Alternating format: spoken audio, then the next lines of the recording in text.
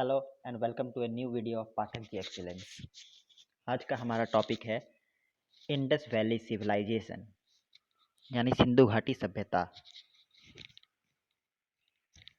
आज हम लोग भारत के पहले सभ्यता यानी सिविलाइजेशन के बारे में पढ़ने वाले हैं कि वो कैसे बना, क्यों बना, कहाँ बना, वगैरह वगैरह, और भी बहुत सारे पॉइंट्स हैं जो हम देखेंगे। Let me give you a brief introduction to myself. I am Mayank Pathak, faculty और पाठक जी एक्सीलेंस। मेरा बाकी सारा डिटेल्स यहाँ दिया हुआ है, आप चाहें तो देख सकते हैं। कंटेंट, आज हम क्या पढ़ने वाले हैं? आज हम पढ़ने वाले हैं introduction to Indus Valley. Indus Valley था क्या, एक्सकैवेशंस किस तरह, किसने कब खोद के निकाला इंडस वैली को, वो 6 मेजर सिटीज़। दरअसल हमने 10 मेजर सिटीज़ का नाम लिया है, लेकिन ओवरऑल आप देखें तो कोर्स में आपको 6 ही लिखने होते हैं। और एक तरह से ये भी देखें तो भारत में भी 6 ही बड़े शहर थे। ऐसे बहुत सारे थे, लेकिन पाकिस्तान में जो पढ़ जाते हैं आज वो 4, और भारत में जो पढ़ते हैं वो 6, इसलिए मैंने 6 लिया है। कोई इम्पोर्टेंस नहीं है 6 का। हाउसेज एंड सिटीज़, कैसे थे घर, कैसे सिटीज़ थी। ड्रेनेज रूट्स, उस समय का ड्रेनेज सिस्टम बहुत अच्छा था, वो कैसा था। सिटाडेल क्या था। ग्रेट बाथ, आपने बहुत सुना होगा इसका नाम, वो क्या था, कैसा था।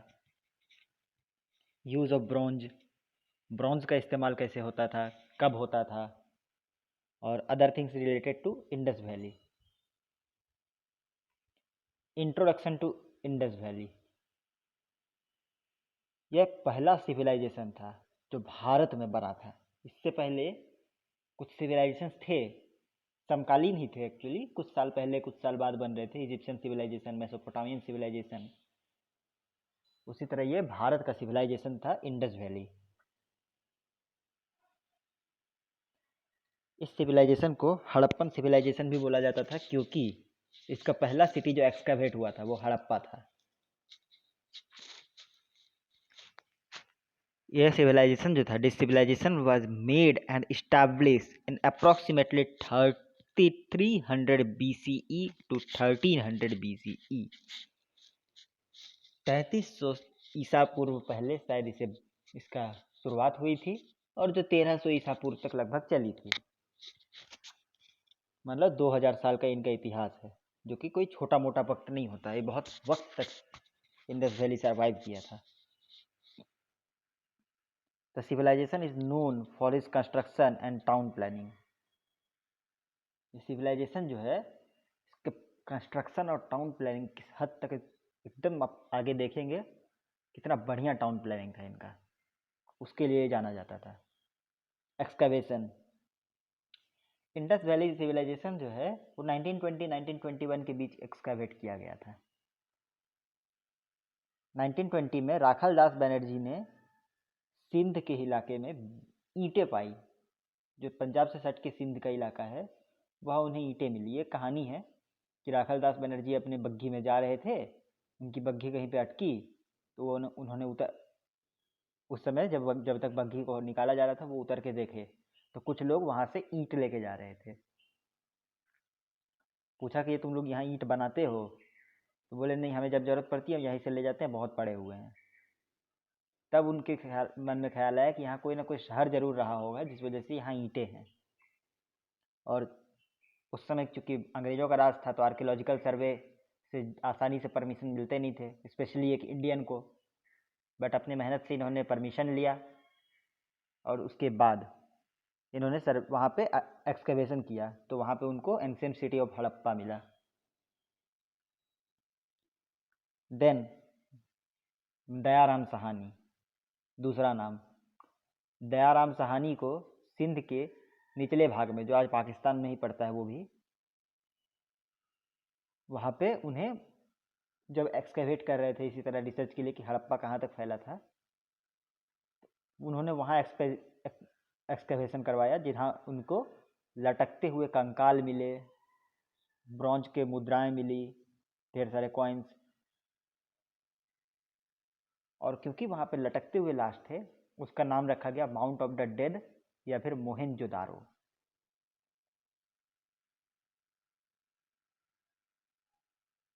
6 मेजर सिटीज़, यहाँ आप जैसे देख सकते हैं, मैंने 10 सिटीज़ का नाम दिया है। हड़प्पा, मोहेंजोदारो, गनेरीवाला, मेहरगढ़, ये 4 पाकिस्तान के, और 6 जैसा मैंने बोला 6 Indian cities, Amri, Lothal, Kalibangan, Dholavira, sorry spelling mistake है, धोलावीरा, राखलगिरी और रूपर।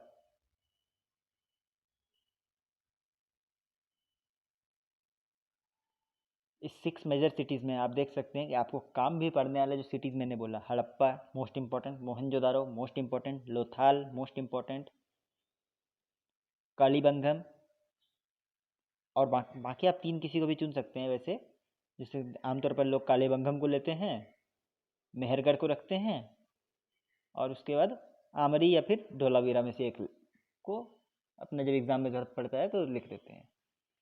ज़रूरत 6 की ही पड़ती है आमतौर पर, मैंने बता दिया है। आप यहाँ मैप में देख सकते हैं, इसे पॉज करके या स्क्रीनशॉट लेकर जूम करके भी आप देख सकते हैं कि ये किस तरह से कैसे कैसे सिटीज़ वहाँ पे बनाए गए थे, कहाँ पे कौन सा सिटी है, कैसा है, उसका कौन सा सिटी इंडिया में है, पाकिस्तान में है, मॉडर्न मैप के साथ आप देख सकते हैं। Houses and cities,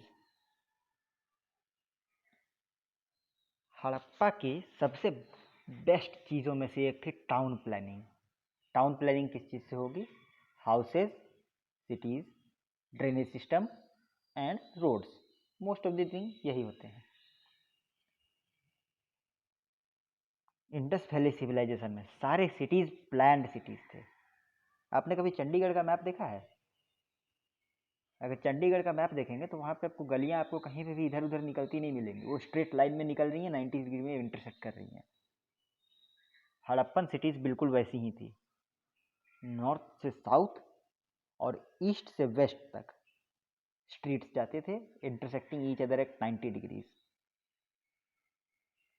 houses bricks से बने हुए थे, जैसे मैंने बोला दाखलदास बनर्जी को ब्रिक्स मिले थे, इसलिए क्योंकि वहाँ के घर ब्रिक्स से बने होते थे।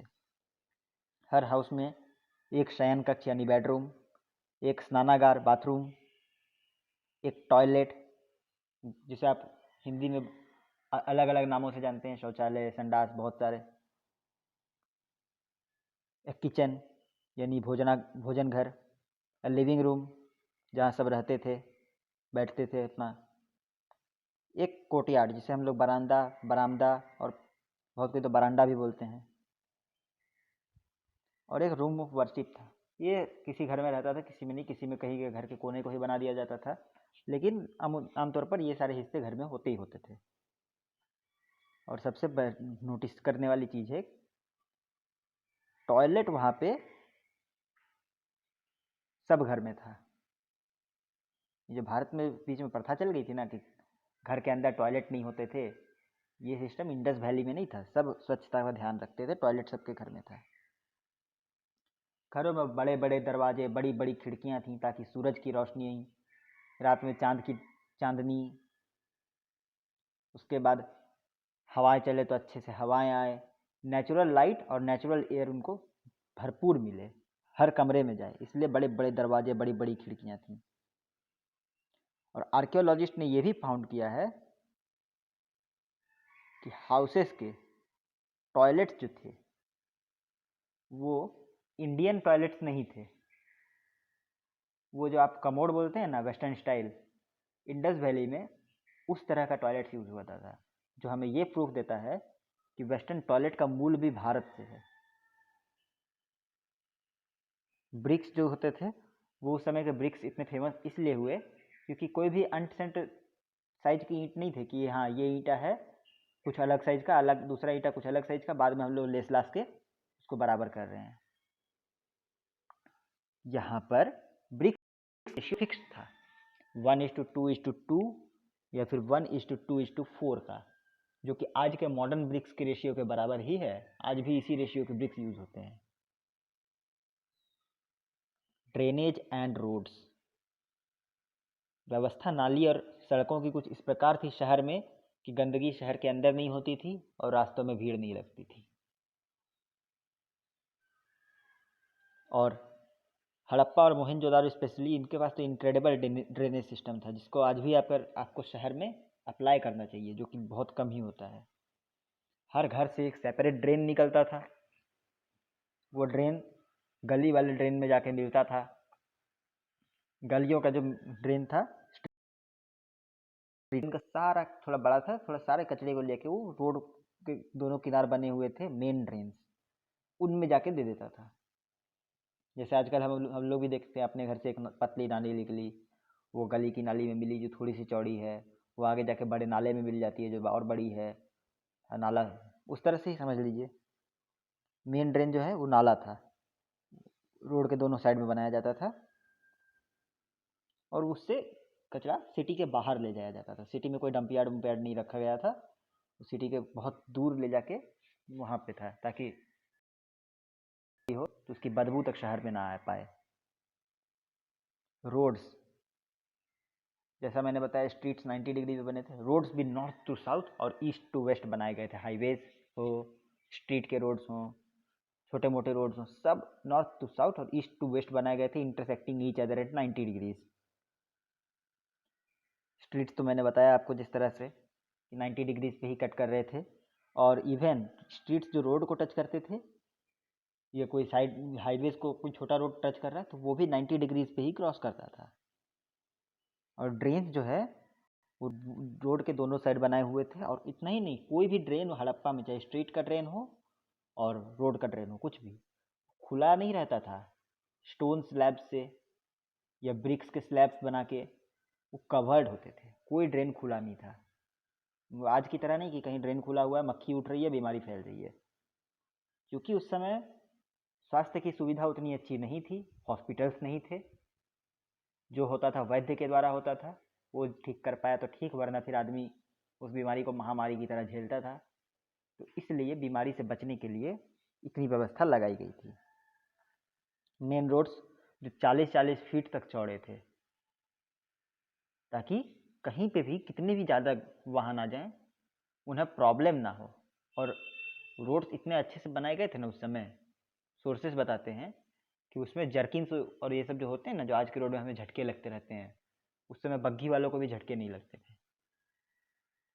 सिटाडेल,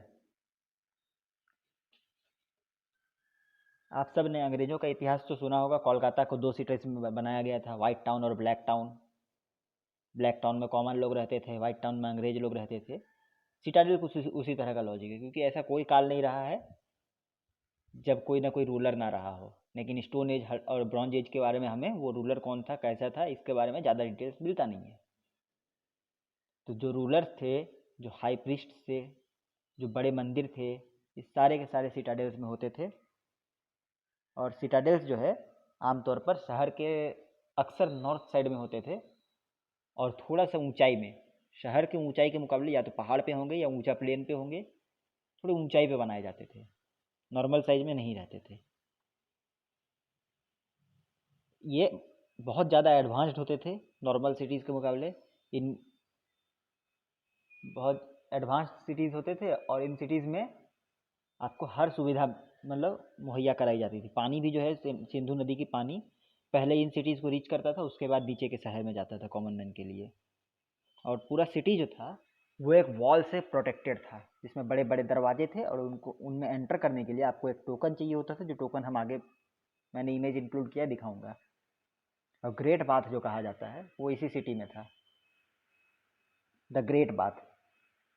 मोहनजोदारो में एक बहुत बड़ा स्विमिंग पूल कह सकते हैं वो था, इसे हम द ग्रेट बाथ भी बोलते हैं। इस ग्रेट बाथ का लेंथ, लंबाई 11.88 मीटर, लगभग 12 मीटर के करीब, चौड़ाई लगभग 7 मीटर क्योंकि 7.01 मीटर्स हैं, और गहराई 2.43 यानी लगभग 2.5 मीटर गहरा एक स्विमिंग पूल था।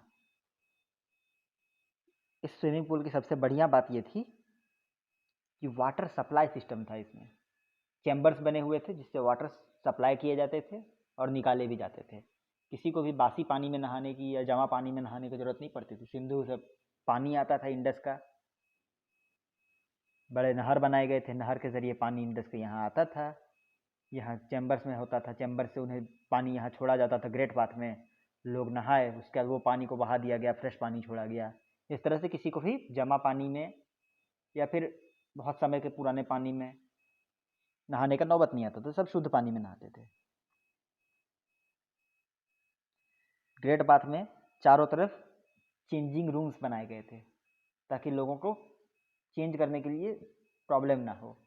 स्नान करने के बाद सबको वस्त्र तो बदलने ही होंगे, उस समय मानते हैं उतने ज़्यादा वस्त्र नहीं थे, 3 कपड़े ही होते थे, लेकिन चेंज करने के लिए स्थान तो चाहिए, इसलिए चेंजिंग रूम्स बनाए गए थे। आमतौर पर जैसे मैंने बोला रॉयल लोग रहते थे उस समय, तो ये रॉयल लोग और जो शाही पुजारी आप जानते हैं, जैसे राज पंडित जिन्हें बोलते हैं, राज पुरोहित बोलते थे, उस तरह के जो लोग होते थे वो लोग यूज़ करते थे। लेकिन ओकेजन्स पे, खुशी के मौके पे, फेस्टिवल्स में इसे कॉमन मैन के लिए खोल दिया जाता था। उस दिन सिटाडेल्स में कॉमन मैन भी आते थे और ग्रेट बाथ में नहा के जाते थे। ये आप जो पिक देख रहे हैं, पिक्चर, ये द ग्रेट बाथ का है, जो कि मोहनजोदारो में हुआ करता था। आप देख सकते हैं किस तरह से कितना गहरा था और किस तरह से सीढ़ियाँ बनाई गई थी कि लोग जाओ, नहाओ और आओ।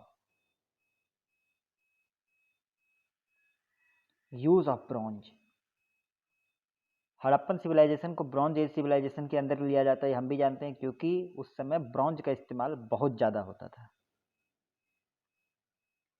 ब्रॉन्ज को डेली यूज़ में लोग इस्तेमाल करने लग गए थे।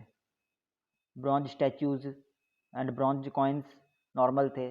ब्रॉन्ज स्टैचू आप ये देख सकते हैं, हड़प्पा के एक्सकवेशन में पाया गया है ये ब्रॉन्ज स्टैचू। ब्रॉन्ज कॉइन्स आप नीचे देख रहे हैं, 2 जो है वो ब्रॉन्ज के कॉइन्स हैं।